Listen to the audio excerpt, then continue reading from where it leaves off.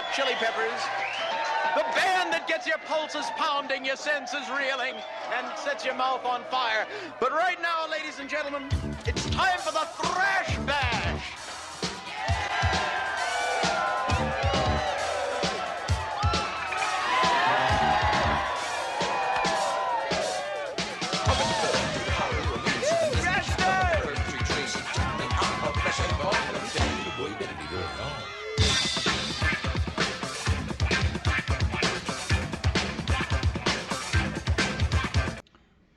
Hello everyone, doing a recap today on Thrash Bash.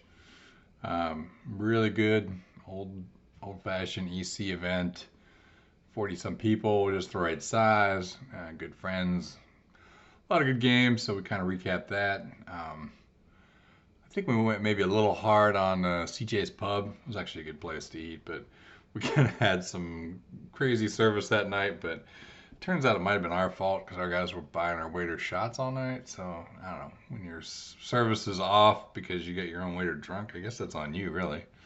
I don't want anyone to disparage the place. I want to be back there again next year. So, great venue. Other than that, I hope you guys enjoy it. We kind of go deep on each of our decks and talk about a few of the other things we're out there. And hopefully you all enjoy it. There's a little Susan Van Camp story tucked in here. Oh, typical pod for us. Enjoy. Well, all right, boys, you want to fire it up and talk about our weekend out? Yeah, I'm ready whenever you guys are. Pull up my notes. I've actually got notes. This feels weird. The hell, dude? Yeah, when did you start doing that shit? I know, we're getting professional. I did some too because I realized quickly I was going to forget what the hell I was doing. But I guess we need to start. Yeah, let's kick the pot off with Friday night, man. We for the listeners, we went to the mid sponsored by Dave Gura. Damn good event. I mean, really a good time. So good. To be honest, but so yeah, we got in there Friday and we drove up. We actually met Steven there. He was in town already for work, so that was kind of cool. And went over to the local bar. Or, what was that place called? Bad Service or Us or something like that. Holy hell! I mean, to be fair, we just kind of dropped in on him. So yeah, we did. I mean, they were like, "I remember you guys from last year. You sat in the same place," and they were excited that we were there. But yeah, I mean, the service was kind of. I guess we had this thing where I look like everybody or something. But yeah, we started out. So I ordered like a peanut butter and jelly burger, and Steven got, I don't know what the fucking hell. It was like full of olives and mushrooms on a burger. And then I got chips, he got fries, so that was right, but they switched our burgers around. So I'm sitting here eating, like picking olives off, like, why are there olives on my burger? And mushrooms, not a mushroom guy. And then Steven's like, oh, this thing's kind of weird, man. What's going on? It's got peanut butter on it. I mean, you couldn't have flipped two worse burgers. So we started with that. And then I ended up being the sober driver because I really couldn't get drink orders in all night. I would order a beer and it just never show up. Turns out he was giving them to Jason the whole time. Me and Jason, the only way we could get drinks is to buy the bartender a shot. I'm like, hey man, I'll get you a shot if you get us both a beer and a shot. And we were able to get drunk there, no problem. Yeah. But we just had to buy like 6 shots for the dude. He was as drunk as us, really. Yeah, it was pretty late in the night till I realized what was going on because I'm like, a guy asking for a beer, and then a little bit later he's like, hey man, I got your burger in the kitchen. I ordered it with myself a beer, and I'm like, I didn't order a burger, man. I just wanted that beer. You know, that's all I really wanted was a beer. And he's like, what? You're messing with me? I'm like, no, I said I want a beer. He's like, no, you said you wanted the Big Billy burger or whatever. I'm like, I didn't, you know? So then he comes back and gets me a beer. Well, then he canceled Jason's order for the Big Billy burger. Jason's like, I went up there and I was like, where's my burger? And he was like, you told me you didn't want it. And I was like, I most certainly did not. So apparently you and I look the same. Yeah. He was so blown, just couldn't figure it out all night. So, but I don't know, the place, it was fun. So I saw, I mean, I brought my new Orbs of Chaos game. We played a couple games of that, and it's funny. I mean, everyone was busy. We didn't get to it a lot throughout the weekend, but I've had multiple people now messaging me, "How do I get a copy of that?" I'm like, "Oh, this was early gamma testing, man. I gotta do more work before I print another one." So, but I have got some good feedback on that. And then I saw some guys played some 7-point singleton, which the games looked way cooler than what I was expecting. I was just like, I don't think I'm into it. But I saw some pretty cool interactions and fun stuff going on. So I don't know, but I think the rest of us just had anti decks, right? Yeah, I didn't watch any 7-point games. I didn't see anybody playing 7-point. I just kind of was over there on the side playing ante. I won a few games, lost a few games, and the rest of the time I was basically just running around drinking with Eric, outside smoking cigarettes, talking about the meaning of life and drawing dicks on cards. That's about it. First anti games. Yeah, I saw a couple first anti games. Eric Westfall, first anti game. Proud of that. Somebody lost a pretty sick City of Press. It's pretty badass. That's mine. I won that. You won that. Okay. What is that? Just I guess it's just kind of an altar on a gold border one. That's pretty cool. Yeah. There's a bunch of shit I lost. I was losing birds all night, man.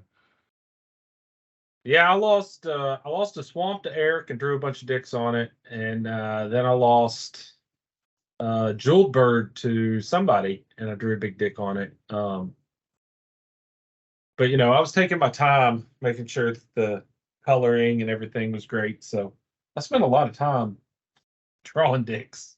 Well, the jeweled wheel of fortune, man, that was crazy because I was I was on like a red burn deck with Onk, and normally the deck does really good, but I was playing against goblins and he didn't care about lands, and I was getting down pretty low, and so I'd play a contract thinking I could draw enough to get there, and I didn't. So now I got 2 anti cards out there, and freaking the last, I was at like 1 life. I had 1 land, so I couldn't play a land. There was no way I could win. Top deck the jeweled bird, crack it, and I had my damn wheel of fortune was in the anti pile. I didn't even realize I had a wheel of fortune in the deck until early. I was like, oh damn, I got a wheel in here. So I saved my wheel at 1 life on the last turn. Nice. So that's the jeweled wheel of fortune. And then I was really trying to draw. I don't know if you can see this. I was trying to make this guy's dick in the vice, and that took a lot of effort. Yeah, I can see it.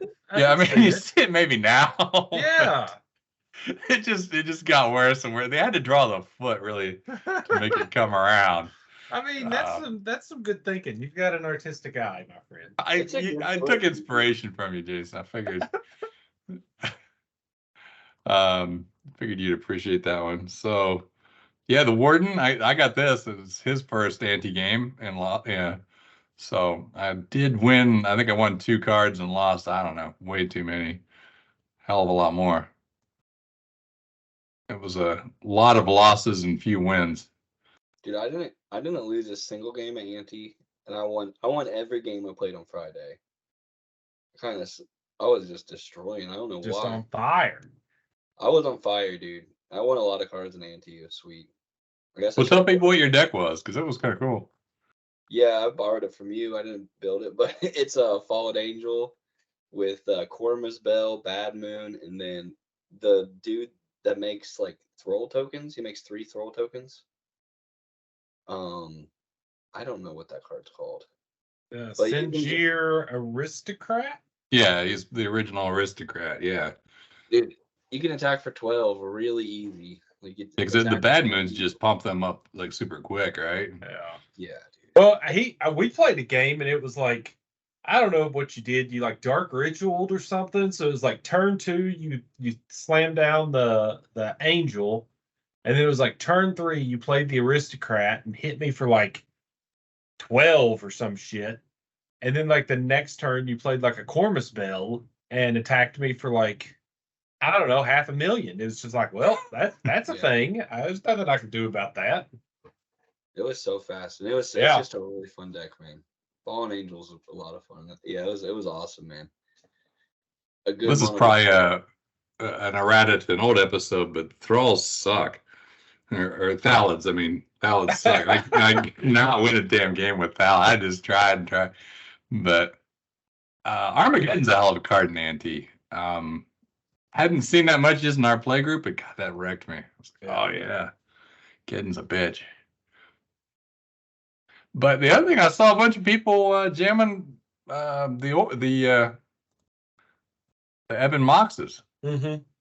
People wanted those, man. And people were wanting them too, so that's pretty cool. And some said they were using them for proxies in their main deck or whatever too, which is awesome. So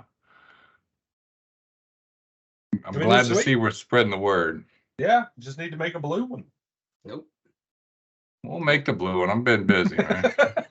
We're not. You make the blue one. I'll make the blue one. Tell me what website. I'll make the blue one. Yeah, it's a comedy. I'm good at Photoshop, and I had to track down the original fonts and all that. Dude, I can make the blue one in like 10 minutes, but do we want the blue one? That's what I thought. We don't want. Well, it's gonna be a sacrifice that you discard 3 cards. Oh, okay. Oh yeah. Yeah. I mean, why wouldn't it? It's got to be pretty weak ability though. We're not gonna draw 2, put 1 back. I mean, that's. Oh, come on. I think that's too good. Cowards. Yes. Dude, yeah, the Conch Horn Blue Moss is insane. No way we can play that, man. It'd be an everyday. It'd be boring. So anyway. Yeah, we brought out of there. There was that Latino dance night was kicking in. And I don't know. Did you guys notice how young those girls were? That was a weird scene happening there because I'm pretty sure the one girl was there with her dad, and like he was like seeing him like, who brings their like 15-year-old daughter to the? Well, if they're just dancing, that's just good clean fun. Were they drinking? No, they couldn't because they had to have their dad there to get in. They weren't drinking, but I'm pretty sure the dudes that were gonna show up and dance with them, dirty salsa dancing, they were going to be drinking. I mean, it could have been good, clean fun. I don't know. I didn't notice it, but I mean, there's nothing wrong with dancing. I was too busy drawing dicks and. Yeah, I wish I mean, you did some nice dick on that one, and that one bird, you really put some time in on it. Yeah. It didn't make the website here, I guess. It didn't make the website, and I didn't take any pictures of it either, so. And you put a lot of time. It was like watching Picasso do a church or something. I mean, you were serious about that thing. You were putting in some effort. Then we went and tore up the Airbnb, man. Yeah. I got even good feedback from the Airbnb. Yeah, they loved us. There was some questionable behavior, urinating outside. Basically, I pretty much just was pissing on the doorknob. I'm pretty sure. You pissed on the Ring doorbell? No, not really. But they got like a notice on their phone, like incoming urination. Ask if they can give us that picture because I want to put that altered on a Mox or something. The black and white security camera. Yeah, that was you. Definitely... Yeah. 2 birds stoned at once, man. Go smoke a cigarette, have a pee, whatever.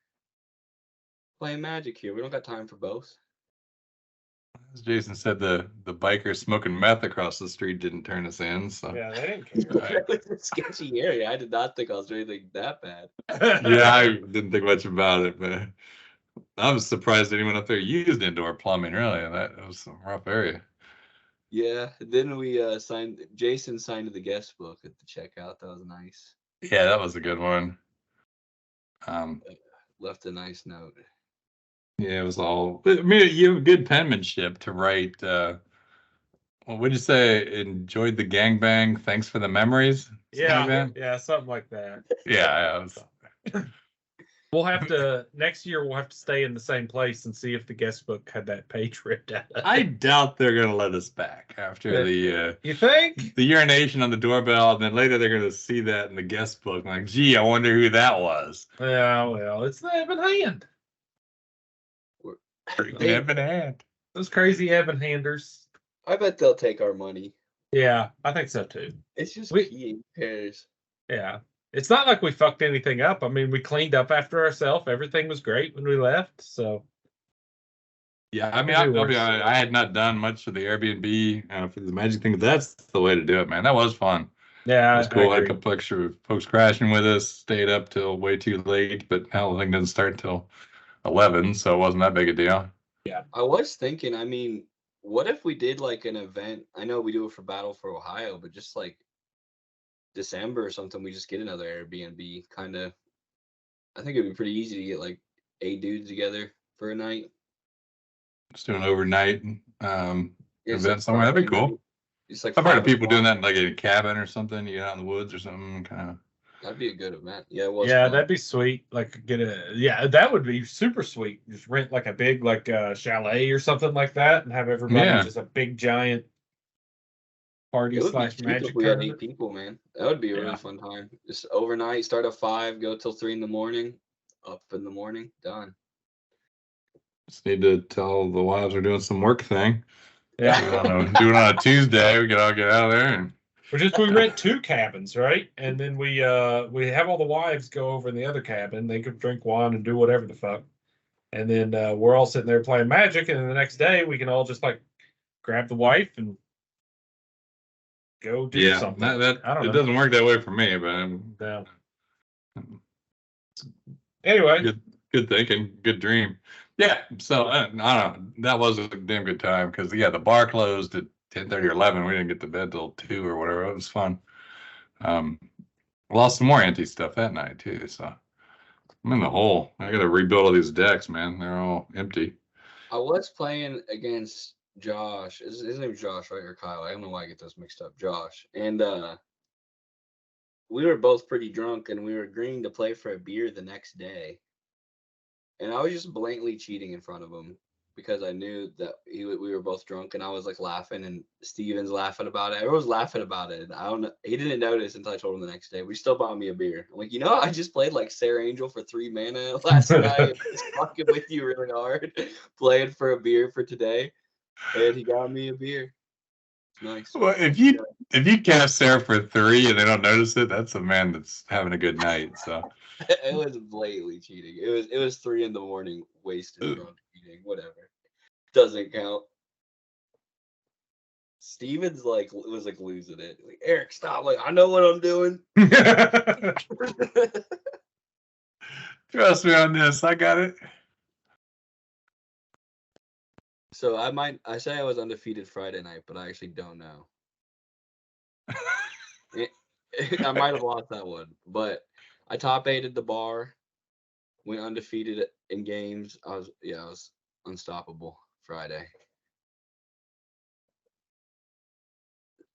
Keep going through all these pictures, and I noticed. I mean, it was interesting this event to see that they allowed proxies because I didn't know what some of the decks I was even playing against was. It was cool, but yeah, I want to go through the deck pictures here of the actual main event. But yeah, there was some serious proxied up.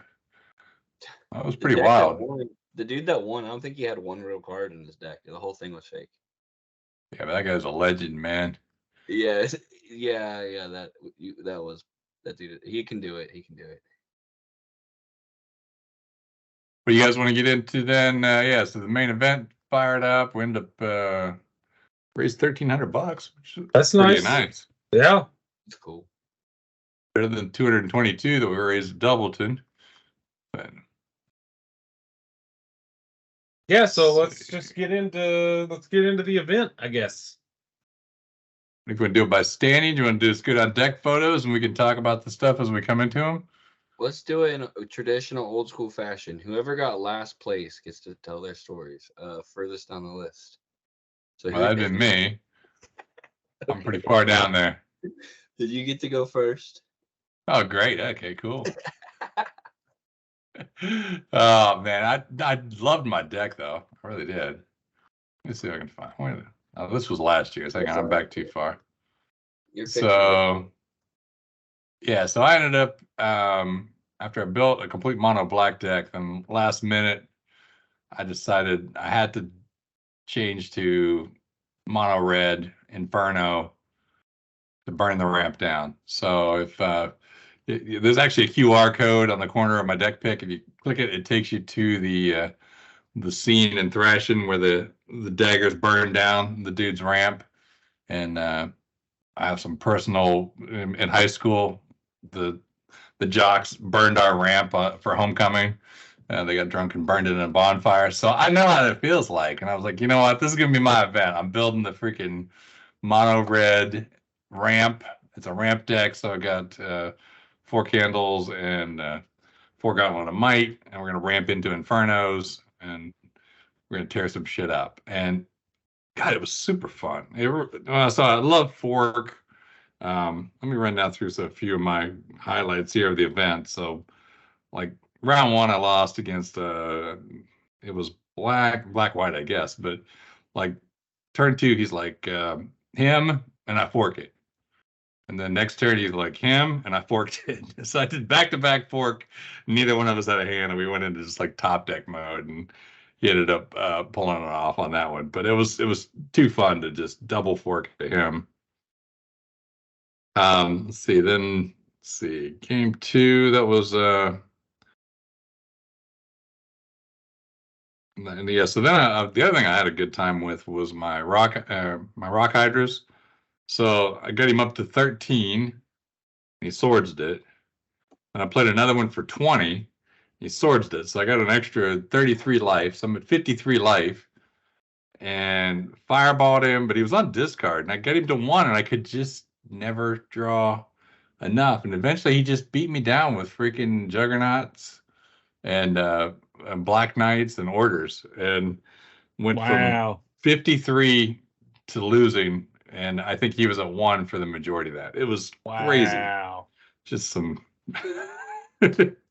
just some bad. Yeah, that was my first round against the guy that I forked him. So that one was over. Then next round, that was a cool. He was on like pretty much a green, mostly green deck, and I was definitely going to win or lose the first round. And I played an earthquake and forked it, so we just both drew the game.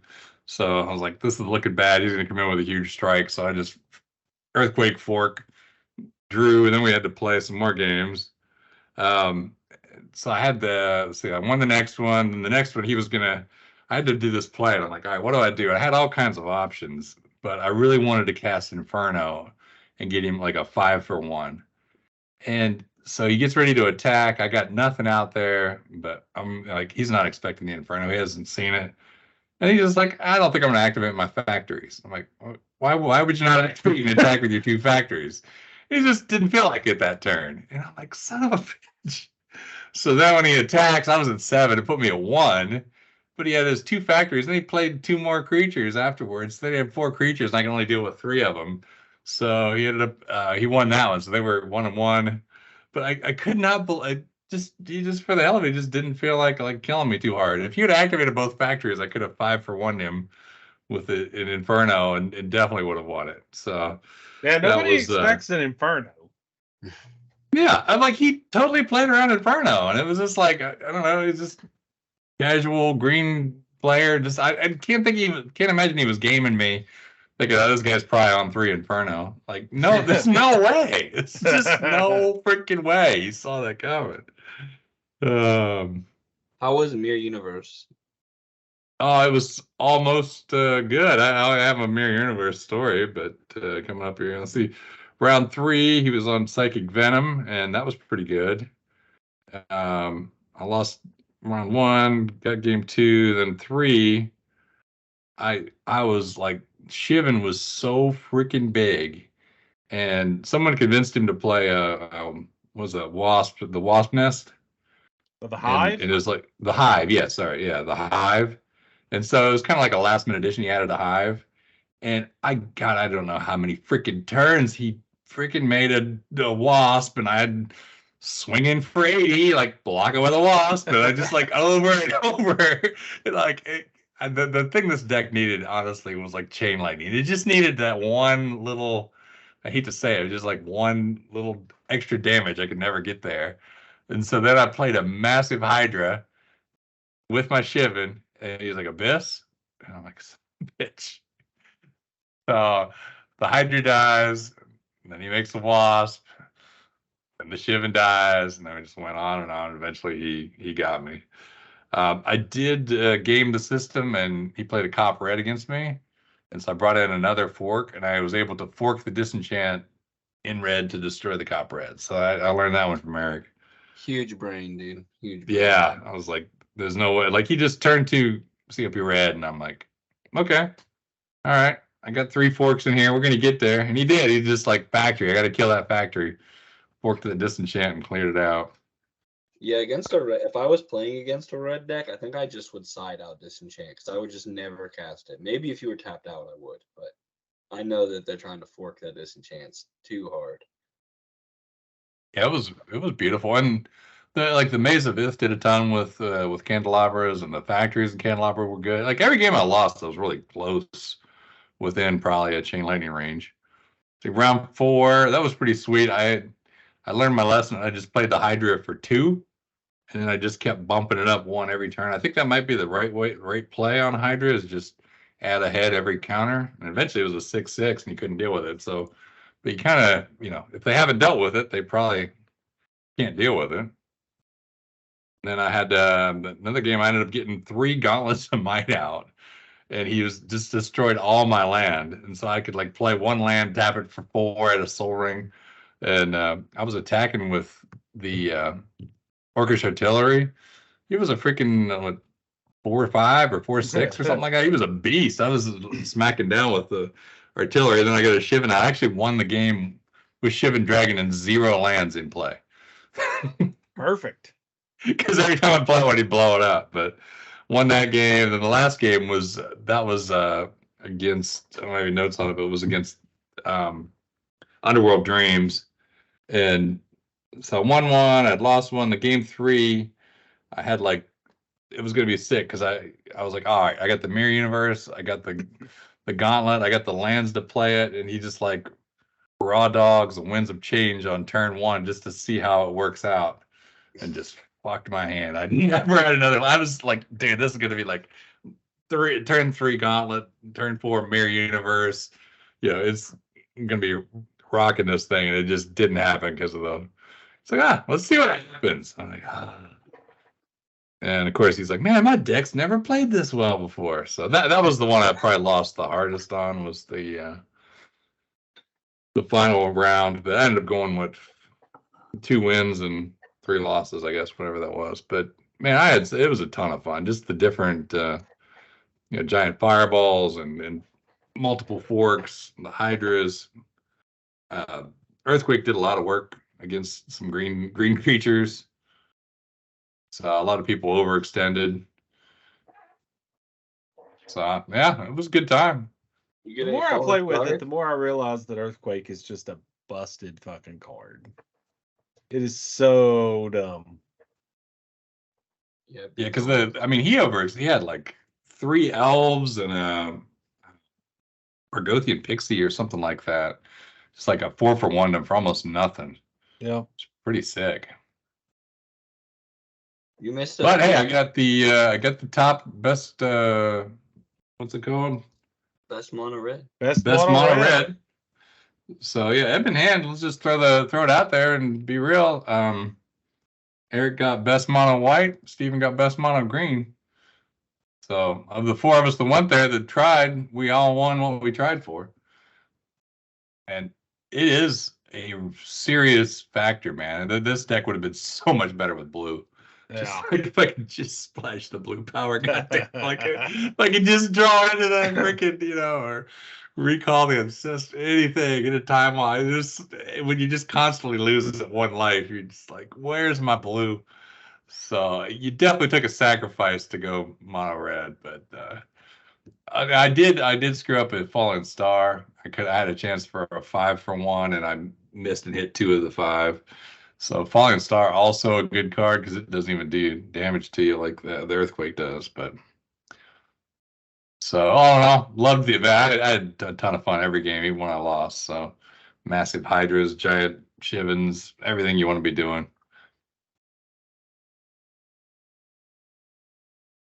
So, all right, we can move off of my nonsense. Why don't we just get on deck photos here? Here's Eric's. You're right above me.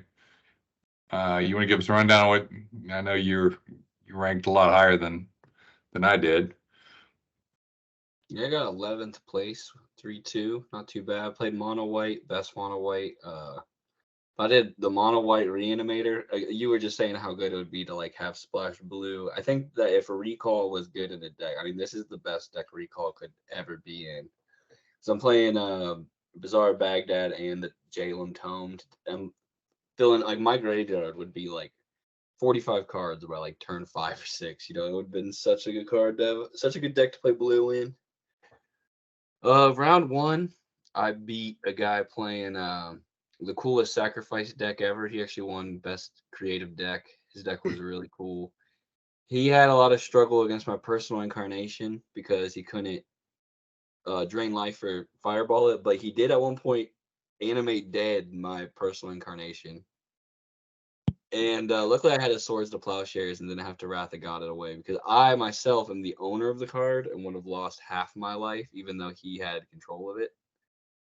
So, yeah, it's one of the only cards that's like that. Yeah, it's one of the few I didn't realize that. The owner loses the life, not the controller. So it's the best thing to reanimate.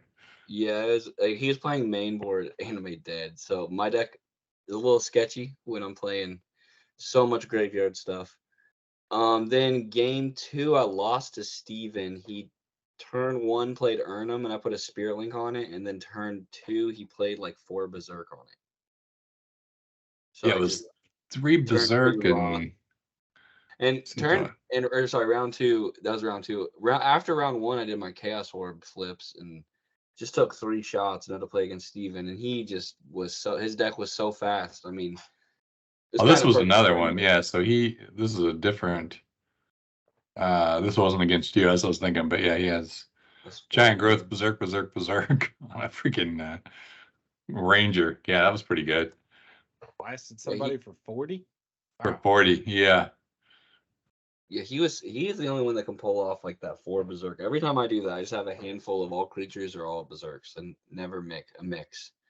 But he just crushed me. Like I didn't stand a chance. Like the only way I could have beat him is if I had Cop Green on my sideboard, which I didn't. There was nothing I could do against that. If he couldn't go over the top and hit you for 21 though, the Spirit Link would have been amazing, right? Like if you only had 18 or something.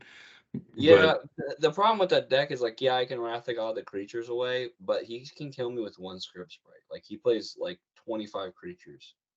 So Wrath of God, he just needs to play 1 card and attack and I die. So you got what? Let's just run through your deck real quick. 3 swords. What's a disenchant? That's 4 swords. They're altered. Oh, okay. 4 swords. And then 2 Spirit Link. 3 Resurrection. 3 Jalum Tome. 4 land tax. 2 Wrath of God. 2 Bizarre Baghdad. 3 Personal Incarnation. 4 Sarah Angel. 1 Trike. 2 Preacher. And Balance Soul Ring, Moxes, and Chaos Orb. And Lotus. I only played 2 Strip Mine, which was fine. Luckily, I didn't lose the lands. Well, I wanted to play more Strip Mines when I played against Workshops round 3, but it didn't end up mattering. I was still able to beat Workshops with that pile of garbage that you just heard me spit out. This deck beat Workshops, oddly enough. Dust to Dust just can do shit. He cast a Time Twister and showed me his hand. He had 4 Abyss in his hand. And I just had a massive trike. And I had like a huge trike with a coffin or something. I had like a trike and like 3 resurrections in my hand. So I'm just like, all right, I'm gonna just keep triking you. Abyss wasn't doing shit. So that was game 3. You beat John on it was John Revel, right? Revel, yeah. So Shops. He beat me game 1. Then game 2, I stalled, like not on purpose, but I just had to answer to everything. Nothing happened for so long. And then I'm like, hey, you know that this is about to be end of the round, and we're gonna go to a tiebreaker, and I'm gonna beat you in Chaos Orb flips. And like he started like, it kind of pissed him off. He's my friend, but I knew that I could out orb flip him, and that's what I did. I just He does have 4 abyss. He's got two main, 2 side. You played all 4 against me, dude. I'm playing a personal incarnation deck. Take it easy there, man. It was half my life when you play that card. So yeah, my personal incarnation was teared. It was beat up a lot, but it also won a lot of games. Then round 4, I played against like a dib deck, and that dude just had the absolute craziest luck. I mean, he just goes like Black Lotus, Ancestral Recall, Time Walk, cast Demonic Tutor, get a recall, get him back. I mean, I had no chance against this dude. Yeah, those are old school games. That happens, yeah. It was just, there was nothing I could do. Then final round, what did I play against final round? I don't even remember. Oh, Mono Black, which is kind of a scary. Mono Black's really scary because Personal Incarnation can just be stopped by a single Black Knight. Like I have like the biggest creature ever, and you just play this tiny little dude. But I was able to grind it out, and I kind of held back on Personal Incarnation and waited to like Wrath of God if you had a pro white creature. Really, because you really only have the 2 orders side, yeah. Yeah, it's kind of sketchy, and like 2 trikes, 1 trike, and then Taunos Coffin's good against pro white too. But overall, I think this deck. I don't think this is the best version. I just was going for best mono white. But Land Tax, Jalen Tome, and Bazaar of Baghdad is the nastiest combo. Like you just get so many answers.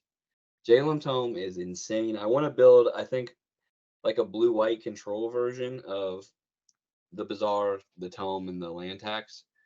Because you can just get, I need a counterspell. I'll dig for one, man. Like and you can stall with Ivory Towers on the sideboard with the 4 Land Tax. You just get every answer you need, man, every time. You can get all your land out of your deck so fast with all those land tags, and then everything you draw is just a bomb card. Yeah, I dig my deck a lot. This was like the funnest event I've had with games. Every game was good. Every game was real fun. Yeah, it was a sweet deck. I liked yours.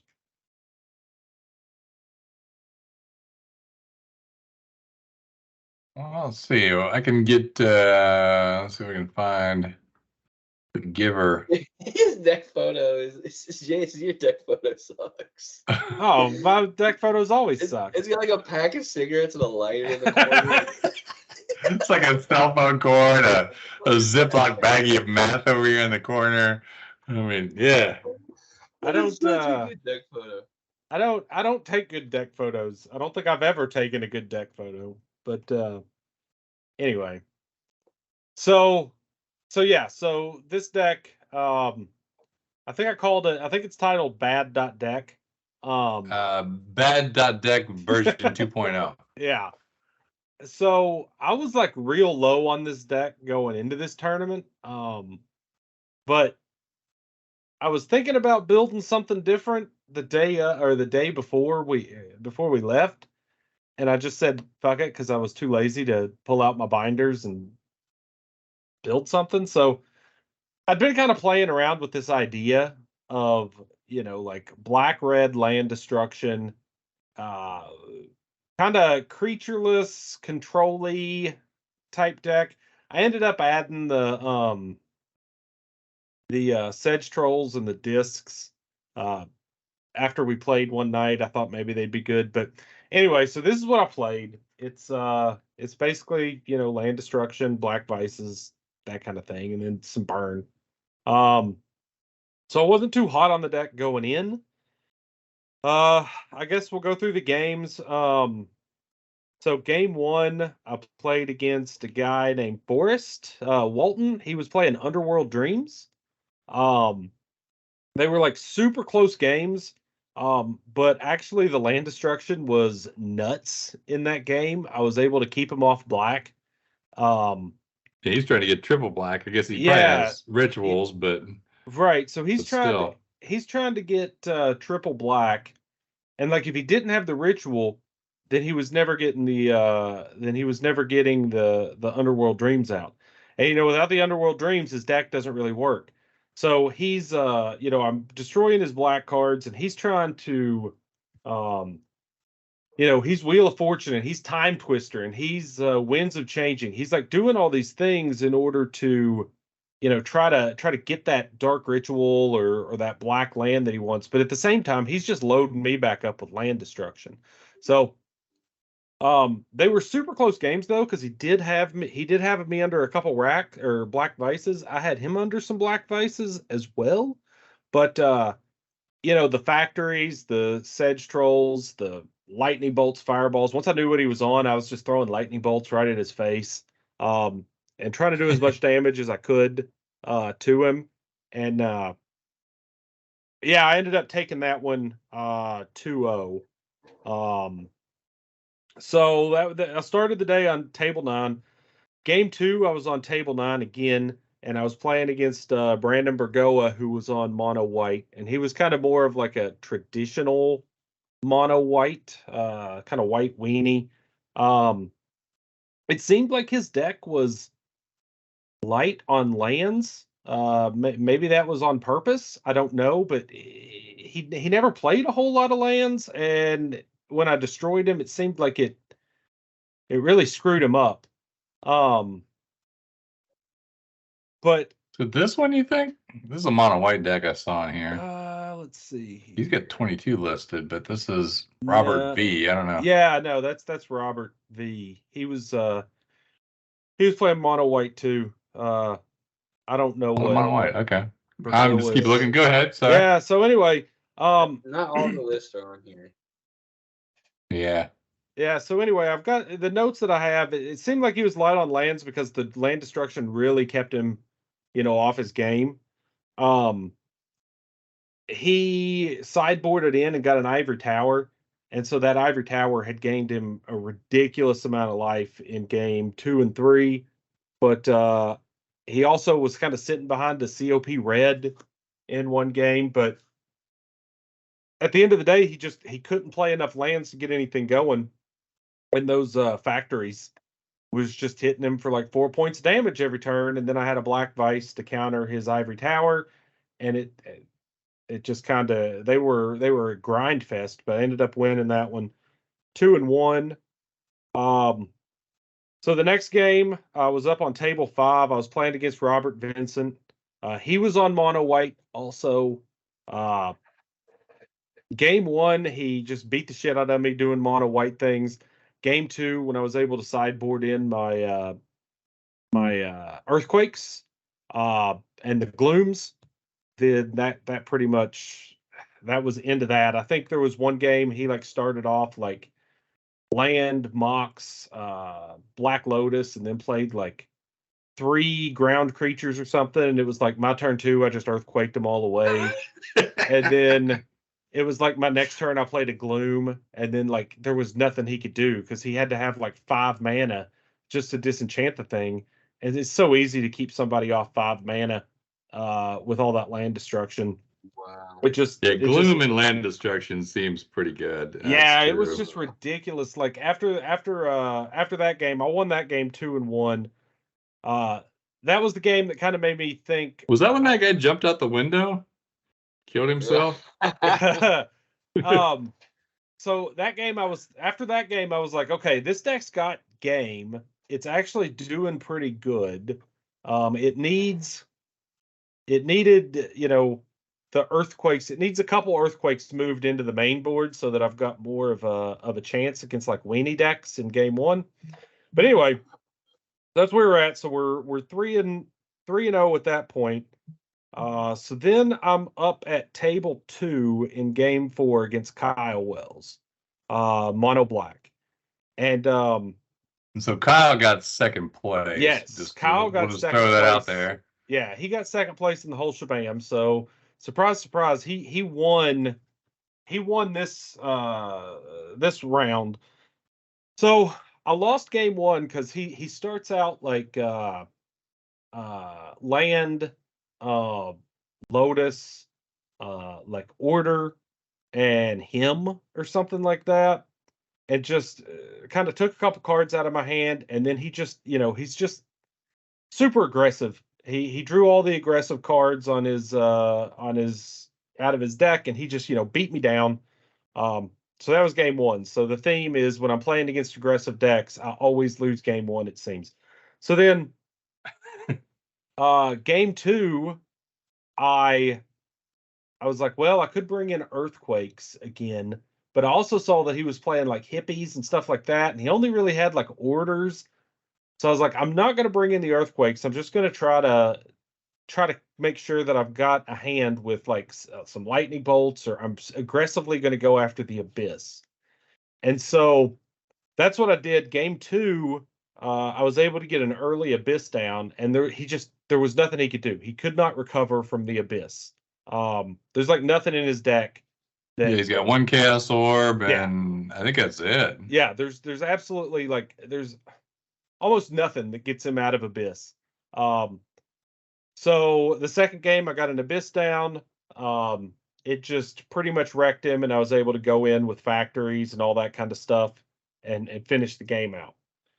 So then it gets to game three, and I draw my opening hand, and I've got an Abyss in it. And I'm like, holy shit. So he plays some stuff, and I get my Abyss down like on turn two or turn three, I think. And it's like, okay, smooth sailing. We ain't got any issues here. I'll be able to take care of his creatures, whatever. But he did a really good job of, holding cards back and trying to play two creatures in a turn, that kind of thing. His first couple turns, he got a real early rack on me and a couple hymns. So I took a bunch of damage from a couple of racks until I could build my hand back up. So he had me at like 6 health. And he was like at 20 before I got like my abysses and everything going. And so then the game was kind of under control. I was having a real hard time drawing my factories so that I could actually put damage on him. And so the rest of the game was just me destroying lands. It was a lot of draw go, that kind of thing. And I made a ton of mistakes in this game because, well, for one, I forgot about Mind Twist. I forgot that was even a card. And so whenever he'd play, I would keep he had me under racks. He had 3 racks down on me. And his deck is so tricked out with all these. I can't even figure out which one are the racks. It's insane. The Fraggles. It's the ones with the Fraggles. Okay. And so he had 3 racks on me, but they weren't doing anything. And then, like, super late in the game, I've got him down to 9. I'm attacking him with factories, doing, a couple damage a turn, that kind of thing. And he rips a Mind Twist off the top. And he has enough lands and mana from, his Mox and his Soul Ring and all that he Mind Twists me for, like, 7. And I'm under 3 racks, and there's absolutely nothing I can do. I'm at 6 health. And so that's just like, well, that's the game. But I realized, like, after I thought about this game a little bit, that I'd made so many mistakes. Like, I wasn't aggressive enough. I missed an orb flip because I'm a terrible orb flipper. So he had an icy manipulator down, and so I had 2 factories, and so he kept icing one of the factories, and I tried to orb the icy manipulator, and I missed because I'm terrible at it. So, like, that's one thing that caused a lot of damage. I completely forgot that you can split a fireball. And so Holy hell, man. Yeah, it's so bad. So there were turns where, I'm down at I'm down to 6 health. So he's just trying to do damage to me, and I got an Abyss down. I don't have any creatures down other than, the factories and stuff. But there were turns where he would play a Jusum, play a Order, so that he would have like sacrifice fodder. And then I had like a fireball in my hand, and I had a ton of mana, and I would just like fireball the Order to get it off the board so it'd take care of the Jusum. Not split the damage? Holy hell, you deserve to lose that. Yeah. Instead of just completely tapping out and splitting the damage between him and I did that twice. I completely forgot that was even a thing. And I wasn't aggressive enough. So at the end of the day, like I was giving him some shit at the end of the event, about Mind Twist just completely wrecked me. But at the end of the day, like I wrecked myself. That game was 100% winnable. I just fucked up real bad. So Well, there was something in that room. You talk about Chaos Orb. Same thing that last game. I could have won that one too, but I went to Chaos Orb, his Black Vice, and I've never seen anything like it. My orb flipped perfect, landed right on top of his card, proceeded to move 6 inches to the left, and then like 12 inches to the right. yeah. And it just like hovered like a freaking air hockey table. I'm like, what the hell was that? And just, I mean, it was this perfect zip, zip, zang, and it was like completely out of there. And I'm like, there's okay, like the damn evil spirits or whoever doesn't like us in that building, maybe. Yeah. So anyway, like Kyle did a really good job in that matchup because like I had him on the Abyss, I had him on all that stuff. From anybody that was just walking by or whatever, it looked like the game was completely locked out, but he didn't. He never he never gave up or anything. He was just biding. So I think he has one pestilence here, right? I think that's a pestilence. It's hard to tell. I don't. His deck has a lot of 1-0s. Yeah, I don't know. I mean, and correct me if I'm wrong. Pestilence just checks at the end of turn to see if you have a creature, right? So you can be without him in between. Yeah, so he did. That's right. He did it in one of the games. He played the Pestilence, but then there were no creatures and it just went away. So if you activate your factory at the end of the turn, then it checks that and it sticks around. So all you need is a factory and a Pestilence, right? Yeah, but I'd never let him have a factory. Yeah, right. Yeah, you're on land destruction. So he also tried to board in. I'm not sure what game it was, but he was boarding in those.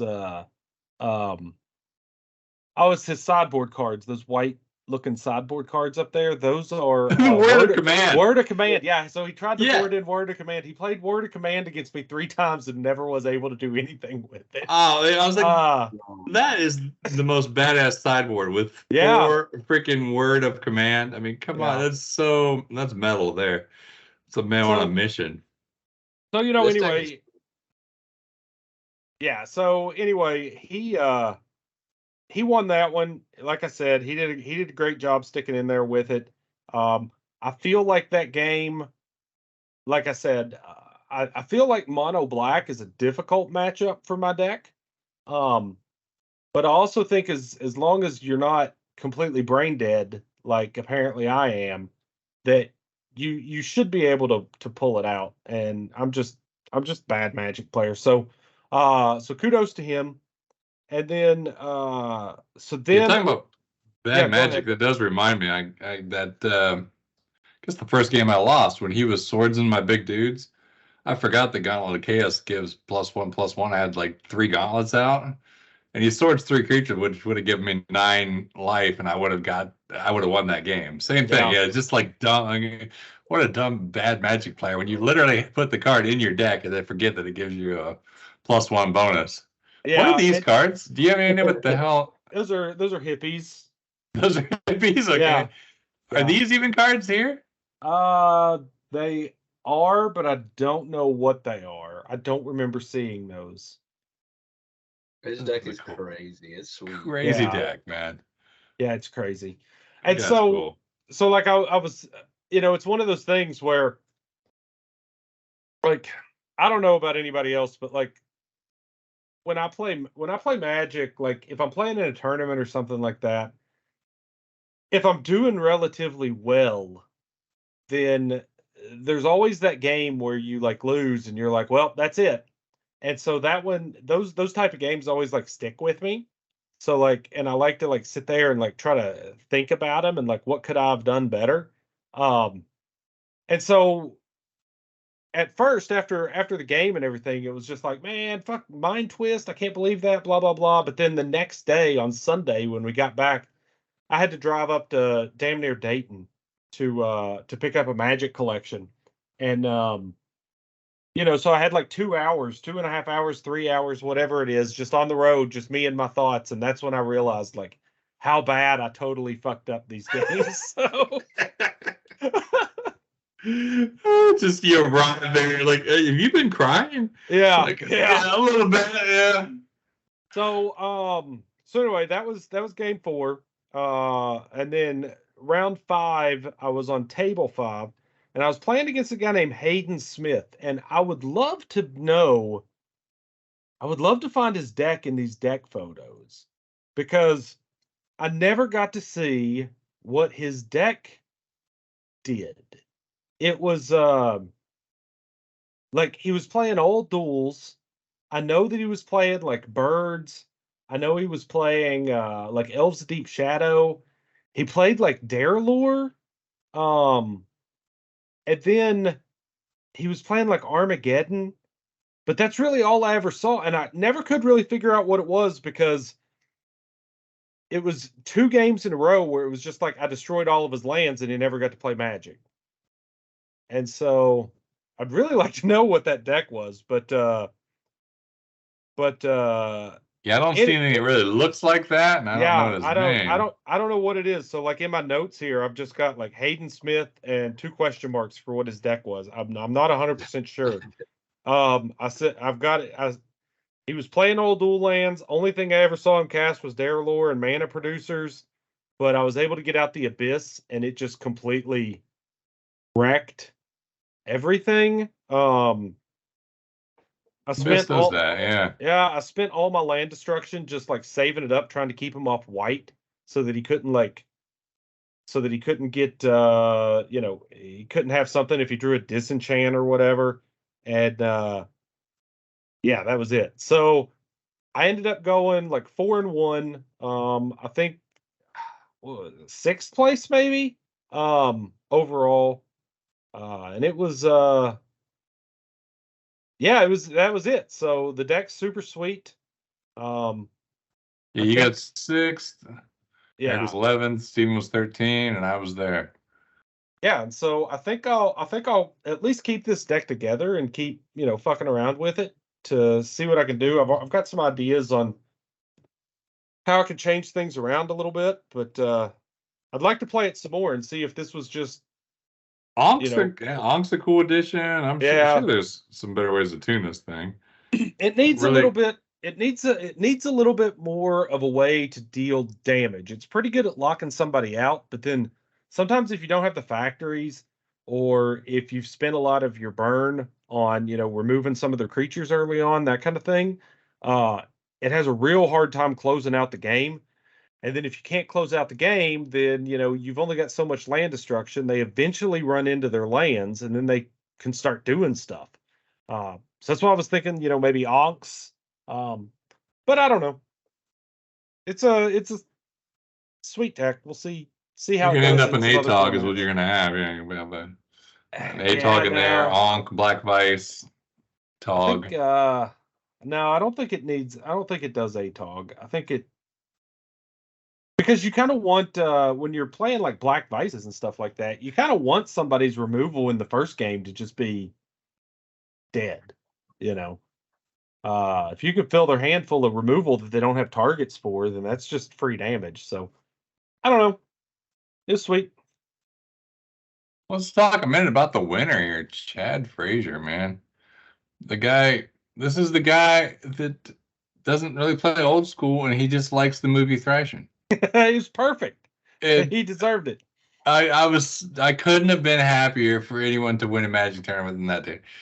He just was he full on got all the gear. He got a dagger clip-on earring. I mean, he went deep, and it was just so good. And then let's see, because he's got his deck photo in here. Like, here's his original one, but then he went back later and added the deck to it, the prize-winning deck. And the reason this guy is like a champion is, Eric pointed out, but he went out and bought freaking trucks, and he's putting the board together. He's making it into a skatable deck. So like, maybe next year's guy gets to put some shitty rails on it or something cool. But yeah, he was just on Troll Disco, and it's a damn good deck. He's got 4 bolts, 4 change, 3 side blast, 3 trolls and 5 trolls, I guess, total. Shivan. He used the deck box I made last year, put it in there. he custom made some Smash Skates sleeves for his deck. And then what was amazing, I was just about to grab those off the prize table at the end, and Susan Van Camp's like, "Oh, these look fun," and she took the custom made sleeves. I think they were, I don't know, I know they weren't cheap. They were probably $30-$40 for a set of sleeves or something like that. It was a legit prize. So at first I was kind of bummed. I was talking to him. He's like, if Susan sends out like her cards and sleeves them with his, that'll be the greatest thing ever. You can't, like, the guy was winning on every axis imaginable. So it was his day. I could not be happier for this dude. I saw a picture in the like general chat of them, like of him watching the Thrashin movie like the day before the tournament. He really liked that movie, dude. So you didn't? Cool. You didn't watch it the day before? I didn't watch it the night before, no. No. I did, actually. I was watching clips in the background while working. It wasn't even on the screen. I was just listening to it because I can recite it in my mind. Yeah, so he went undefeated for the whole day. Just he's playing Flash Counter, and that's gonna piss you off, Dad. Well, it's not piss me off. It's just wrong. I mean, what's he gonna Flash Counter? I guess a disenchant, maybe. Costs one less to stop. So maybe this might be the one, because there's nothing. What the hell else does he care about? He had card draw. I mean, swords, which obviously. Spell Blast is the same cost as Flash Counter for swords, so he's protecting his trolls. And maybe Lightning Bolt, but same thing, same cost, and you wouldn't really play him out without a regeneration mana. So I guess the only thing that might be better is Disenchant. So I guess he's worried about him disenchanting his disc, and that could be the one time where it costs 2 instead of 3. Yeah. But the amount of times you could crank the Spell Blast up and stop every fucking thing on the planet outweighs the one chant they're doing a disenchant and you're short of land, in my opinion. But obviously I'm like last place in the event, so don't listen to me. To say, so, I mean, he's scoreboard. The scoreboard, shut the fuck up, man. This guy won and you're in last place. Tell him how to play. I get it. I know. I would have played Swamp King over Shivan Dragon, just like a personal preference. It's the same card, really. You'd have played what? Swamp King over Shivan Dragon. It can be blue blasted, so it's obviously a worse card, but. Oh man, it would have been good against Wasp. Yes, yeah, right. If he had to play against the Hive, the Shivan Dragon would suck then. I think he would probably just disc against the Hive. But no, I mean, me attacking into the Hive. Yeah, I know. Yeah, you could. Yeah. So. Was he? Yeah, that's true. This clears the Hive. Yeah, I mean, it's solid brew. Yeah. I don't know what these cards up here. I guess those are dual lands. Some of those 4 bad and 4. It's 4 of each of the red, black, blue dual lands. But are they the collector's edition ones from like 30th edition? Every single thing in this deck is a proxy. It's all printed. If you see like next to the Flash Counter, like it goes Demonic Tutor, Flash Counter, Mind Twist, and then it's even like the Ancestral Recall from like Magic Online and the Time Walk from Magic Online. I don't care. I don't care either. It's definitely just. Yeah, that Lotus is pretty bad. Isn't it like the Lotus from like Unhinged or something like that? He doesn't play old school. He just likes thrashing. So why would he own a Black Lotus? He doesn't play old school. He just. Oh, this is cool. Yeah, you put the stamp on the board. That's nice. Yeah, it's pretty legit. Pretty legit. Let's see some other highlights. So most Hesh deck. I tried to go for it, but I think I agree that he might have got me on this one. Because this is a badass deck. It's a full sacrifice deck. So he's got, where's he got? Where's the 3 sacrifice. And he's sacking sushis, trikes, rook eggs to cast some drain life. It seems like it should be more drain life, honestly. I don't know what you're doing. I guess the fireballs also. But yeah, he actually, put blood everywhere. Got a dagger where he sacrificed something. I mean, if it was me, I would have had a carcass in here. Some kind of would have at least went out and pulled something off the highway. He took me to in one turn to 7, from 20 to 7 in one turn of this deck. With a trike and a sacrifice. Oh yeah, because you can do the trike damage, then sack the trike. I think he might have even And bowled then- me. I went from 20 to 7. And like, well, I didn't know what he was doing. He's just playing land, and my deck's so slow. I don't play counter spells or anything. I was like, all right, keep playing land. So I keep land taxing. And the second I tapped out, then he just hit me for 14. Damn. Yeah, main deck animate deads. This dude had every possibility of beating me. And then he plays terror in the sideboard too. I was terrified playing this player, honestly. Yeah, I like the deck photos round. Yeah, I that feel like seems this really guy's hard. if Really he doesn't enter the freaking movie photo contest, I'm just gonna enter him for it, and it's gonna be what, Indiana Jones where they sacrifice people or something. I don't know. We'll figure something out. This is a contender all by itself. Dude, Sacrifice is a really cool card. After playing this dude, I'm like, man, I need to build that. I need to build, like, I do think this seems like the best version. I mean, I don't think I'd change it. You haven't seen what I'm building though, so I'm closing in on my 4th Jusum, and I went to Sacrifice too, because sometimes you don't want to take the damage on that shit. So. Oh, nice. Three Blood Moon really sucked against me. Blood Moon hurt, dude, because they turn off my Bazaar Baghdad, and I'm like, sweet, I have 15 planes in my hand. Hitting my Bazaar is so hard, man. Plus the animate deads. Oh man, he's got a lot of options against you. Yeah, his deck is sweet, dude. I ran 3 Flash Fire sideboard. Never got to really use them. Didn't see much like heavyweight. I saw a lot of swords throughout the day, but they were just splashed. That's why I played Ruins of Trocaire, dude. You can destroy it. Flash Fire tech. So my favorite deck right Yeah, here. me too. Yeah, definitely. This thing's cool as shit, dude. He's got 4 Banshee. So what it does X damage, and then or it does half of X, right? And then that much to you and a target. Mm-hmm. I don't know. I gotta look up how's Banshee read. I don't know. The artwork's cool enough to play it. X tap Banshee deals half of X damage rounded down to any target and half of X damage rounded up to you. So he's got 4 of those, but then he's got all kinds of life gaining shit. So he's got the Ivory Tower, the land tax. He's gathering everything up there. He's staying alive with. He's got a force field. Does force field work with Banshee? That's No, it's target attacking creature. I don't know what he's trying to untap with the well, the mazes. The mazes just stay alive. yeah, just the mazes to stay And alive. It ramps to get bigger Banshees, right? It's Yeah. better than birds in this deck because it's a slow deck.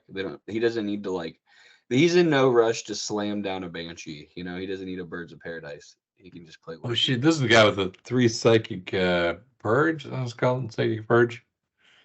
Because This somebody could was be saying they a- mind twisted somebody, and the 3 cards in their hand were psychic purge, and they just lost on the spot. They took 15. I was like, yes, as you deserve. This is the Lord of the Pit dude that had the KSR patches. Hmm.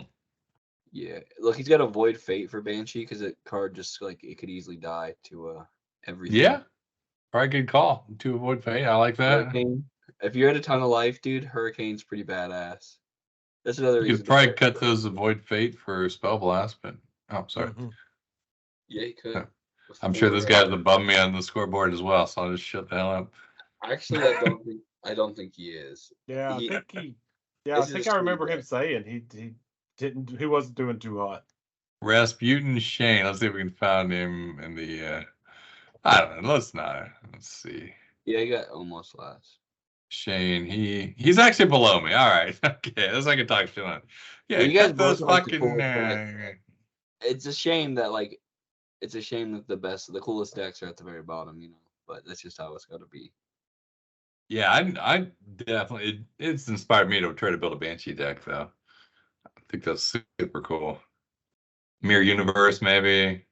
You could just really pick some stuff off though. I mean, all the one cost shit that's out there. 1 and 2 power. The Workers Artillery was doing work for me, man. It was doing 2, but I brought that in a lot.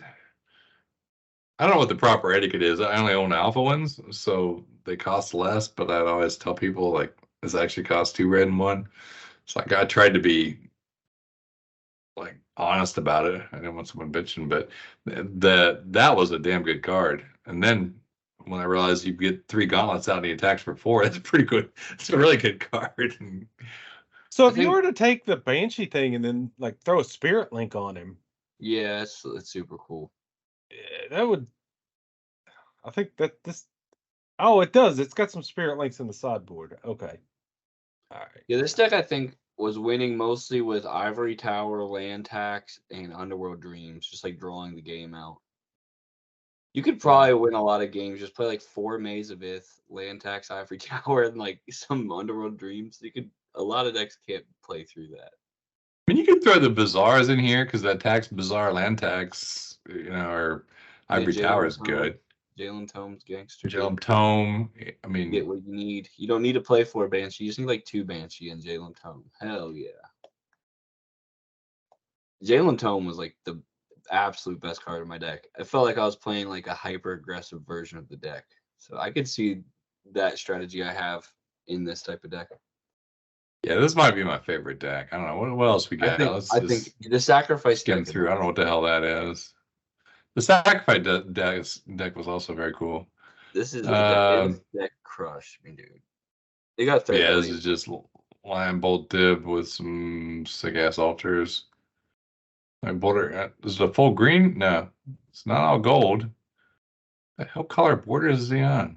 I didn't know what he was playing, but he was just he played every one of those altered cards. He played in 1 turn. he had the best luck I've ever seen. So I guess these are boxes: Balance, Time Walk, Ancestral, Lotus, Ivory Tower. Okay. No, that's Library of Alexandria. Or Library, yeah. Trust me, I saw it. I saw that. I saw that weird looking tower plenty of times against that dude. What was McGee on? Flyers, bolts. It's like a deck that needs moat but doesn't play it. Hell yeah, because it doesn't even have white in it. It's like a moat deck without white. Yeah. A lot of people are running the GeoCity guys alter their proxies. That's kind of cool. Here was another mono black. Yep, played against him, I think, or maybe he was at the table next to. He was he had a big beard. Yeah, I know the guy. I'm trying to think if I played against him. It's always fun to see Nightmare hanging out. Dude, it's a good card. Yeah, I did play him. Yeah, because he dropped a Nightmare against me. What the hell was he? How did I lose that game? Or maybe I won that one.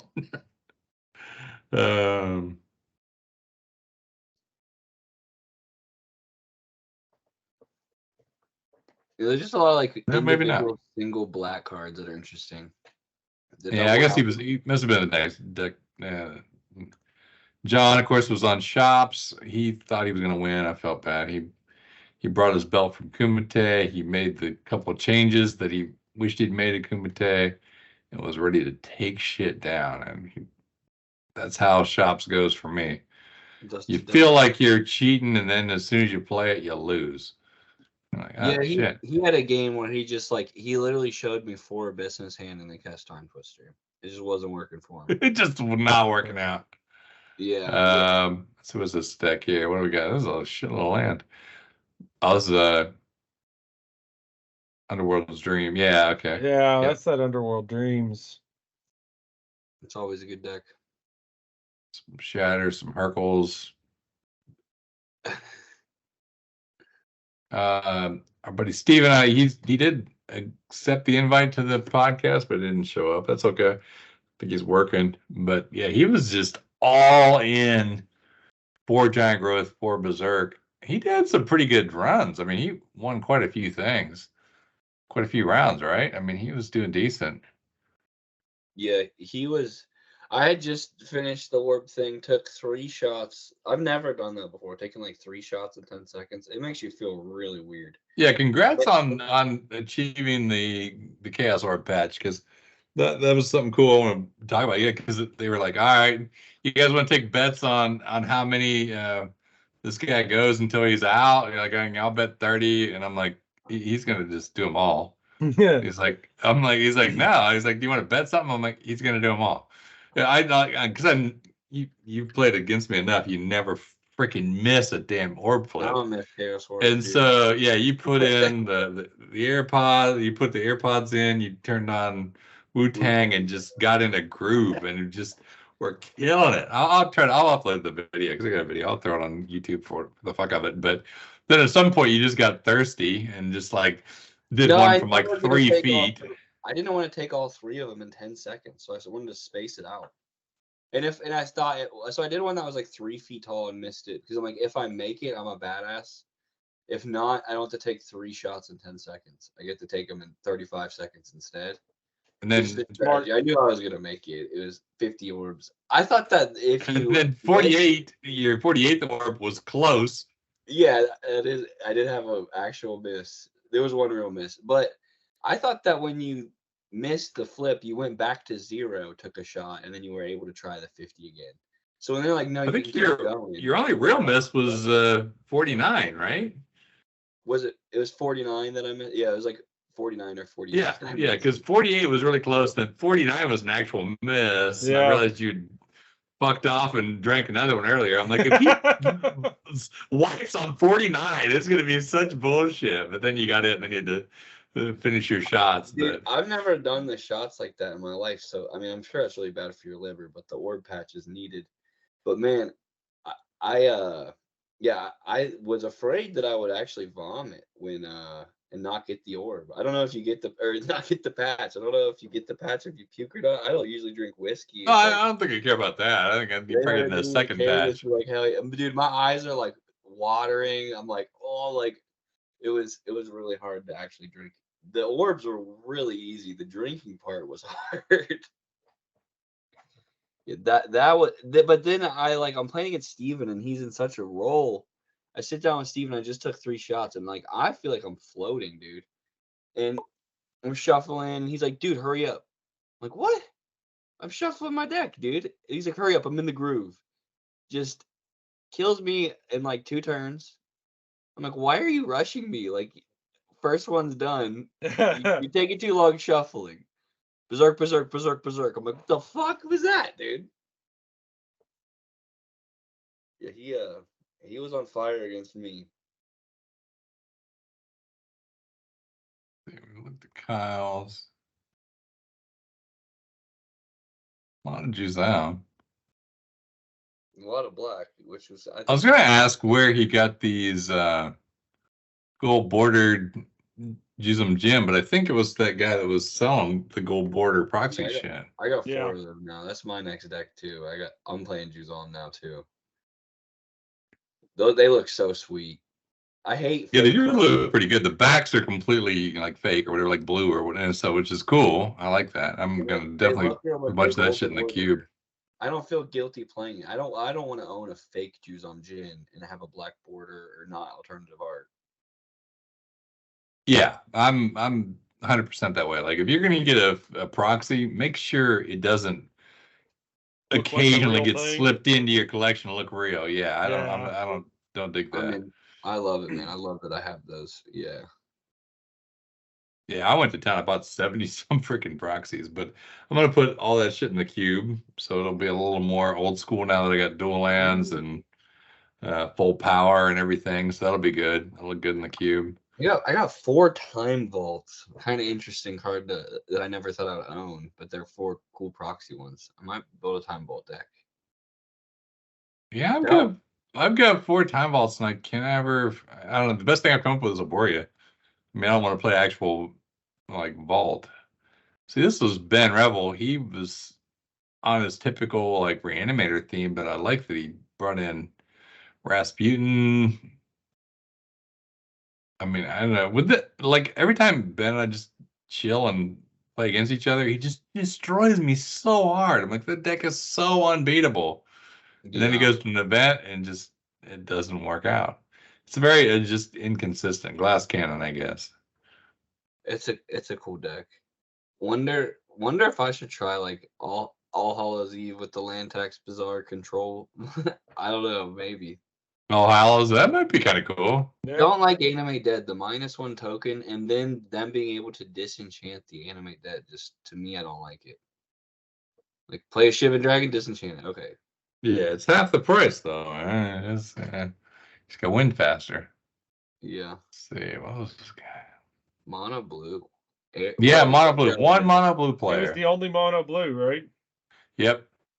Why's he got Water Elemental? That's a crazy choice over Air Elemental. A 5/4 instead of a 4/4 flying. Interesting. I like the That's art. kind of yeah, that's a crazy choice. Might have been what he had. I don't know.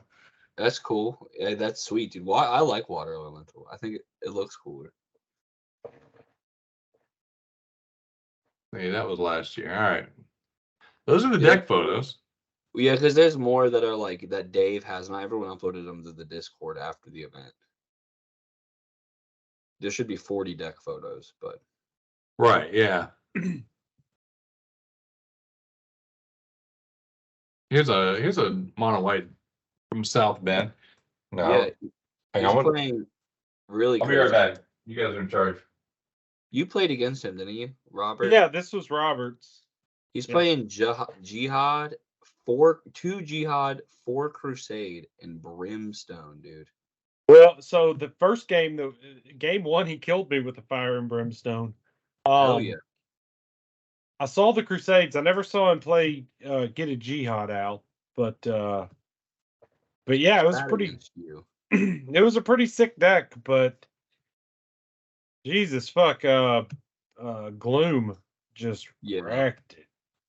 Yeah, I played As- a Personal Incarnation for 9 under a Gloom. That Yeah. shit felt good. Gloom is so nasty, dude. Yeah. I think this deck with the Jihad and the Crusade, the Kithkin is kicking ass. I almost like the Kithkin more than the Vultures. I don't really like the Vultures. I could see just go 4 Kithkin, dude. Because imagine that, because it's unblockable. Yeah. Man, that's pretty sweet. I like the evasion of these creatures. I don't know if I like the Tundra Wolves. Yeah, so like actually the Vultures did pretty good work.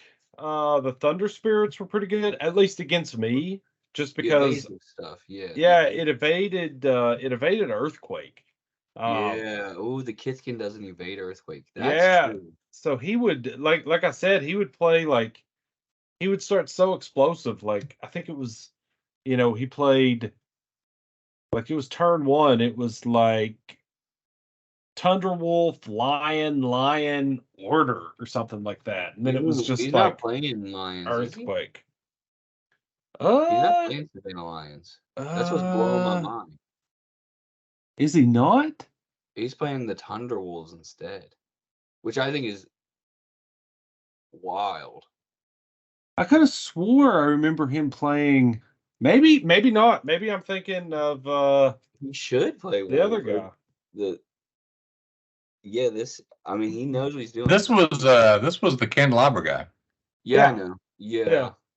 We're just talking about the lack of lions. I Yeah, could have no lions. swore he had lions in that deck. It's crazy. And Dad, I know you've talked about how the Vultures never gets a +1 counter and you hate it, but Jason's brought up a good point. It doesn't die to Earthquake, and that's why I always lose whenever I play White Weenie, is because I die to Earthquake. It's actually kind of sweet. Yeah. It just I takes so usually many play- counters. I play So many. right over it. I usually do, but yeah, the Kithkin with Jihad and Crusade super cool, but yeah, against Earthquake not so much. And he plays 22 lands. See, I like the 4 land tax in White Weenie anymore. Just cut land, just play 20 land and 4 land tax. Yeah. And then he decides to play balance too, which is interesting because the strategy is like you play all your creatures and then balance like the decks, like a deck player's hand away. So it's kind of like You gotta have You gotta have balance though. Yeah, that's always. So I don't. good. I don't usually play it. I do it in the sideboard against control. Oh my god, I'd never not run balance. But he plays like 40 creatures. He's played like 22 creatures. Yeah, but a lot of times things just aren't working out your way, and you need to reset stuff. It's the greatest reset ever. So good. I don't usually do it. I do it. In Yeah, he hooked me up with the patch because he's like, I have only ever played, Candle Flare my entire life for the last 30 years. What do you got today? Mono white. I'm like, what?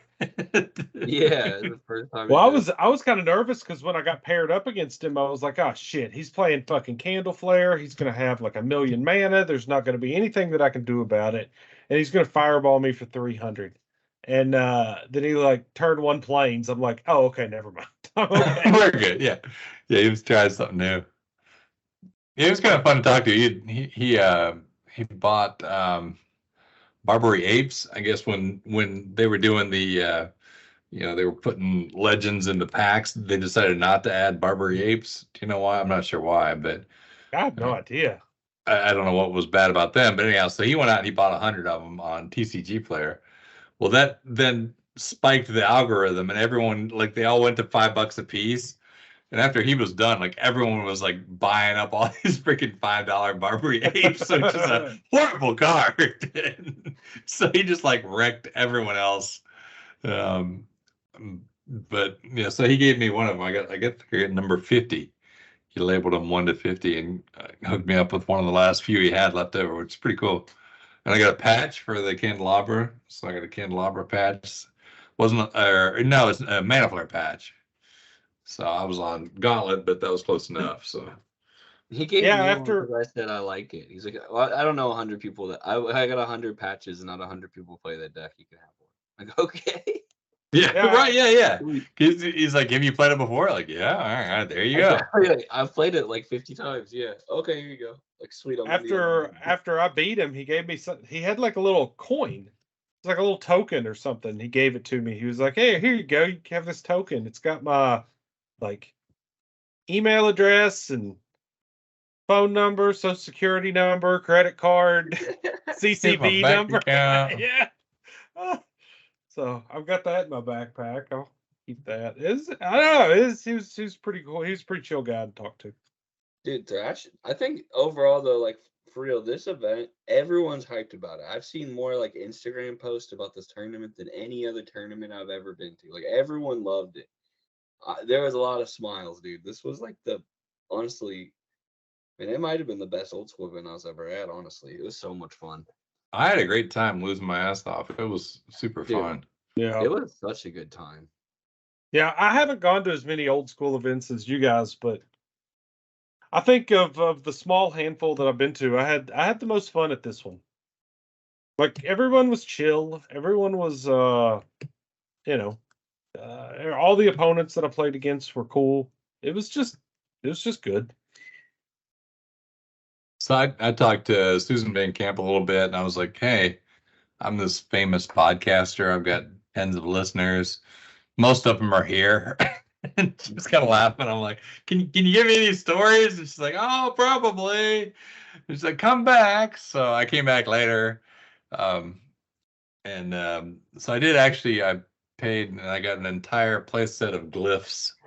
So I got all 20 glyphs signed, which is pretty cool. I'm happy with my collection of signed glyphs. I don't know if you guys know what the glyphs do, but most people don't. I'll be honest, I didn't realize how bad the green one was. You want to hear the green glyph, the glyph of reincarnation? What's it do? You cast this after combat, destroy all creatures that were blocked by target wall this turn. They can't regenerate. For each creature that died this way, put a creature from that player's graveyard from the graveyard to the player who played the control last time that became blocked by. So their creature that dies, they get something from their graveyard back. Like, not only do you kill it, you reincarnate it with something in their graveyard. Dude, now, if they have nothing in their graveyard, I guess they get the creature back because it went to the graveyard. Yeah, so it's basically like the worst possible thing that can happen is they get their original creature back Yeah. You gotta Lose- build that deck, dude. Die. All your creatures die, but then you get to pick the best creatures out of your graveyard. You get the best creature to come back. Dude, you gotta build it. Anyhow, I said, hey, do you have any cool stories from our podcast? So she did actually talk to me for a little while. And it was pretty cool. She was just talking about how she got started. And because she's not a Seattle person, most of the artists are from Seattle. And she's there in Indiana or whatever. So she was at Gen Con and she had a booth set up and she was just selling magic, fantasy art at her booth. And she was there with her husband at the time. And I guess her husband was out walking around the show. And it was the original like 93 Gen Con when Magic first came out and everyone was playing it like everywhere. It was just this huge hit. But she said this guy came walking up and I guess it was Jesper or whatever, but she said he looked like he'd been like literally ripping the hair out of his own head. And he was just frazzled and worn out and just looked horrible. And he comes up and he looks through her art. He said, hey, could you do 5 pieces of art in 2 weeks? It's just like, what? It's like, yeah. I felt bad for the guy because you could tell he was in hard times and things were bad. She said, yeah, I guess I will. So he's like, what does it pay? Like $50 a pick, piece of art painting, $50 a painting. She's like, okay. And so because she felt bad for the guy, she agreed to do it. And then her husband comes back and she said, if you see anyone from Wizard of the Coast here, freaking take the job. But she's like, I already got it. I said, I already got the job. I got an order. I got a commission for 5. And he's like, oh, you're the best.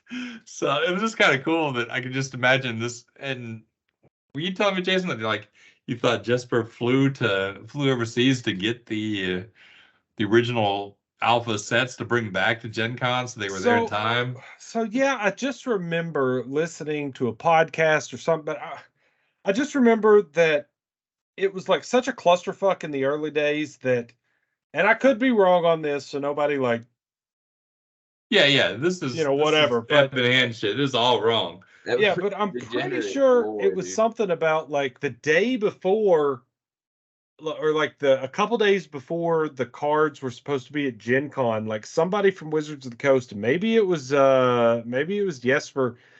He had to like fly to wherever Cardamonde is, Denmark or wherever, and like whoever had to go there, pick up like some boxes or some cases or whatever it was, and then fly back because like it wouldn't be able to get like shipped in time. They were running behind. So maybe that's the reason why he was so frazzled, was because he just got done flying all the way across the world to pick up a couple boxes of Magic cards for Gen Con.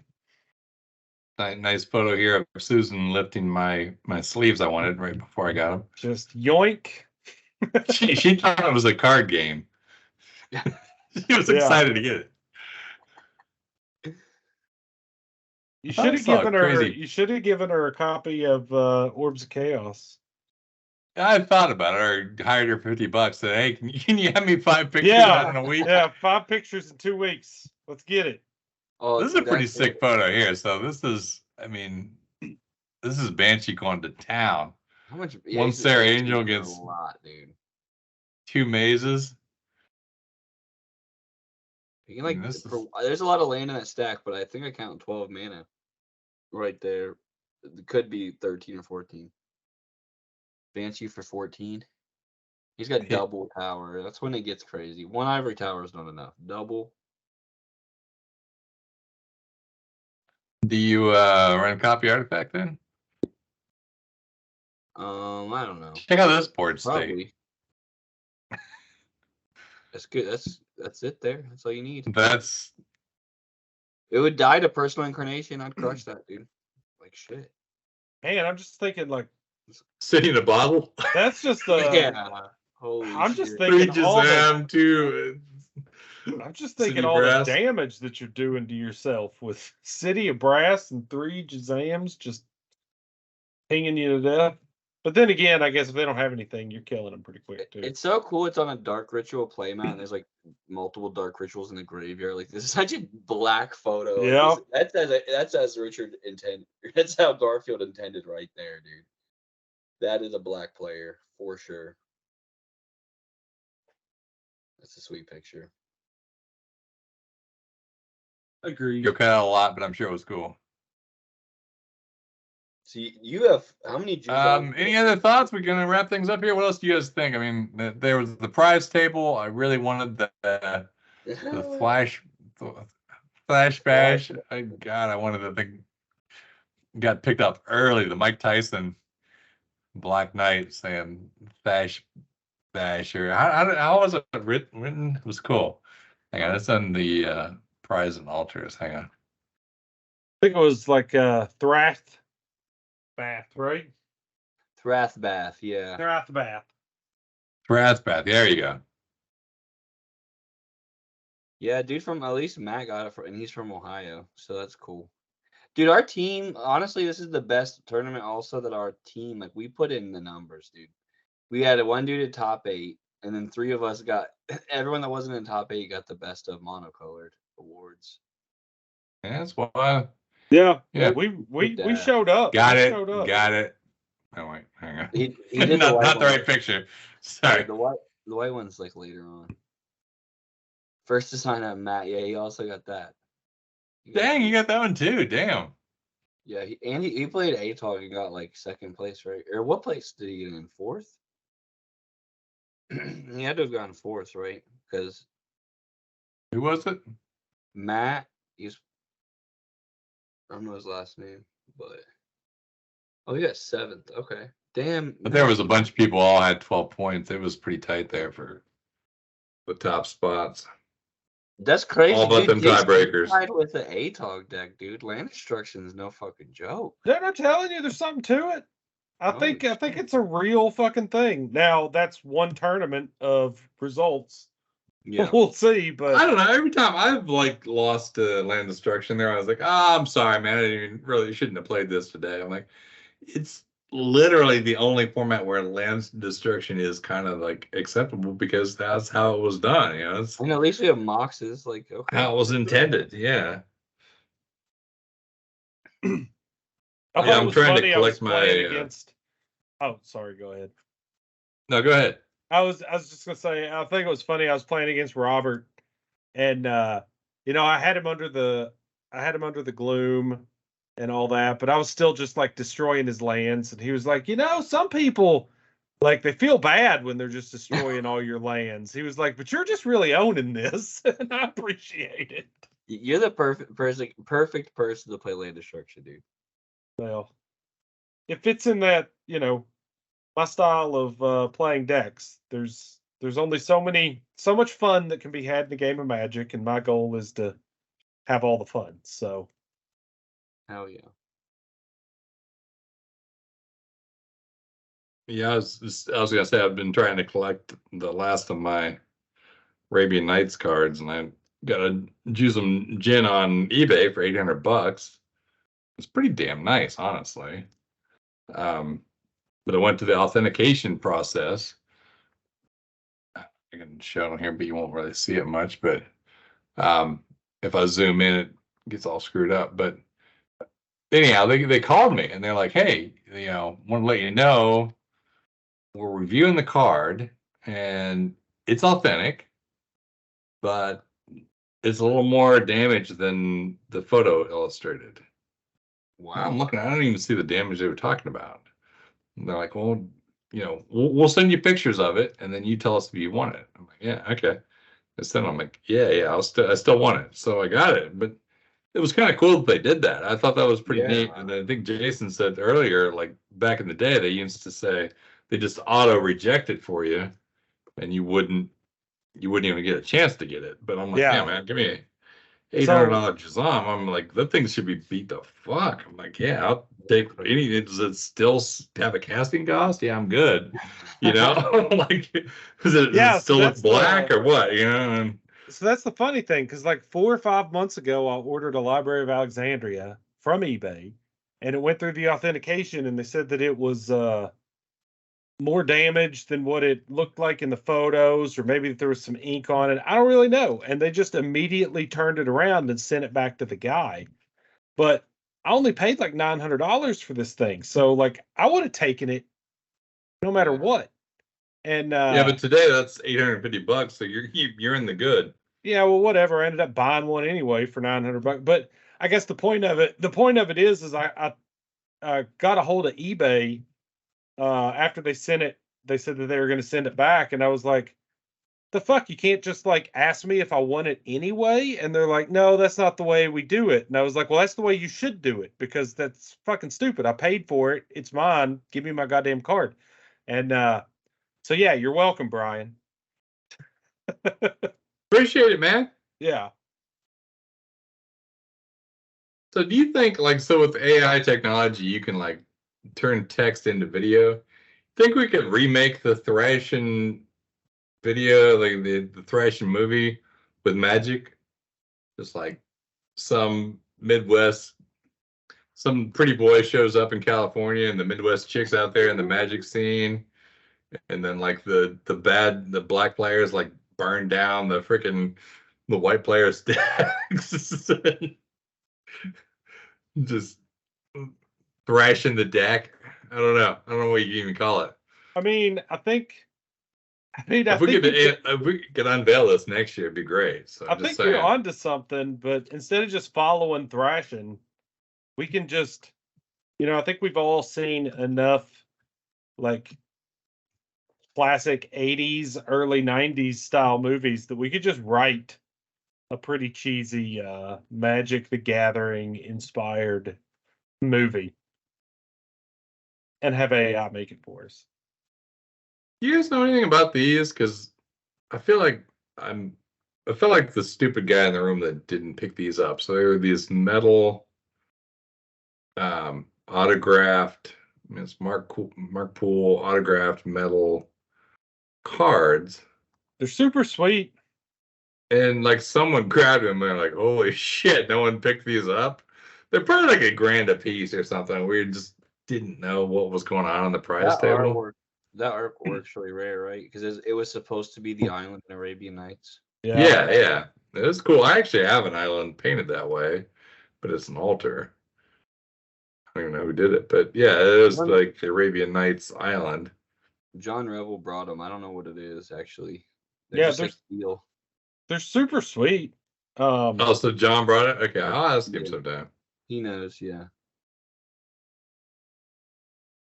So what did you guys get off of the play, off of the thing? I scored, dude. I got the Ken Myers Jr. altered Thrash Bash Urnham. Oh. It was actually like Ken Myers Jr. actually altered it. I don't know if you can see. He's on a skateboard. Yeah. I like, and I didn't pick till pretty late. I'm like, yo, that's not a old school player's altar. That's like the actual artist altar. Holy shit. I don't think I have any altars by actual artists besides like putting sunglasses on a card or something stupid. What'd you get, Dad? I forget. I got the Soul Ring. It was kind of cool. It's like a silver border. It's like all that's silvered sweet. up. Yeah, and I got that book that says "Please Kill Me" or whatever, the punk rock book. Yeah, that's cool. Need to put that behind me somewhere. I got to pick pretty late, but yeah, I did think it'd be kind of cool, just like in the background of my whatever Zoom photos, just have a bookshelf and one of them says "Please Kill Me" or something like that. Just like, why do you have that book? Yeah, I wanted this right here was so close. I was like, the pick before it was this, I'm like, shit, it's gone. Then the sleeves were gone, and then it was my turn. Like, damn, I wanted Thrash Bash as the Nev's disc. I wanted Thwath Bath, but that was gone early. Yeah, that's the best prize right there. Pretty sweet. Yeah.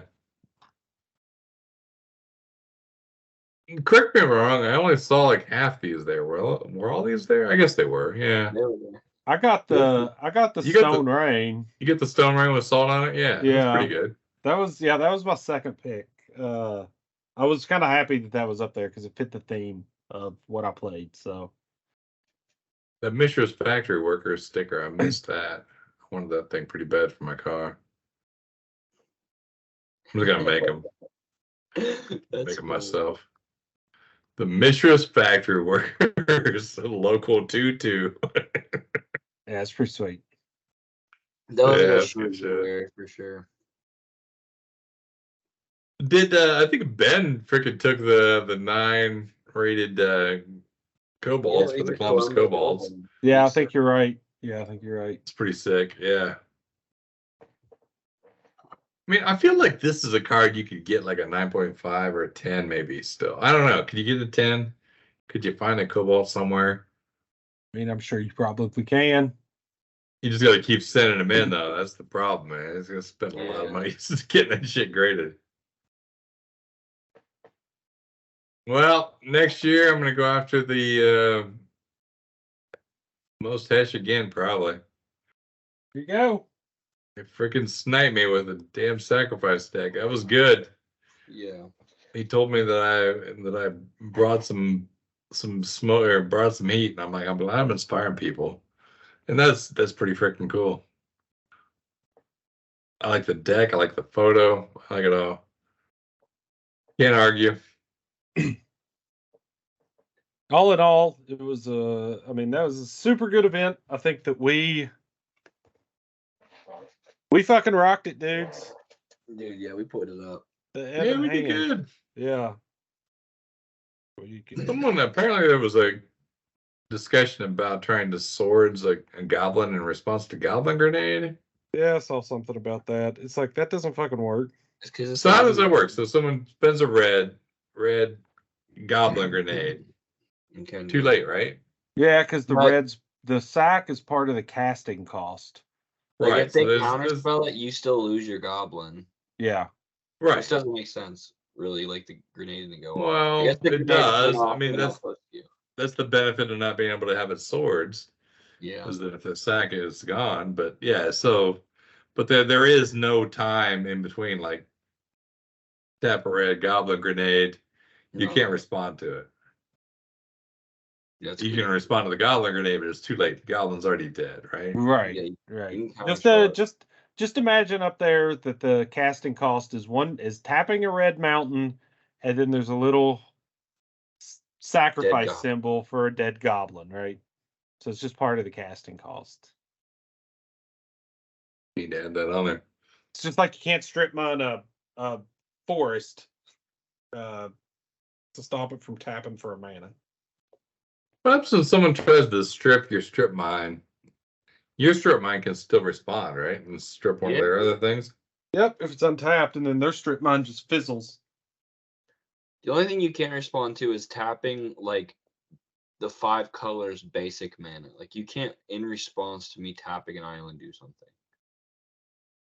Basically, tapping for mana has split second, but then activated abilities on lands aren't tapping for mana. Yeah.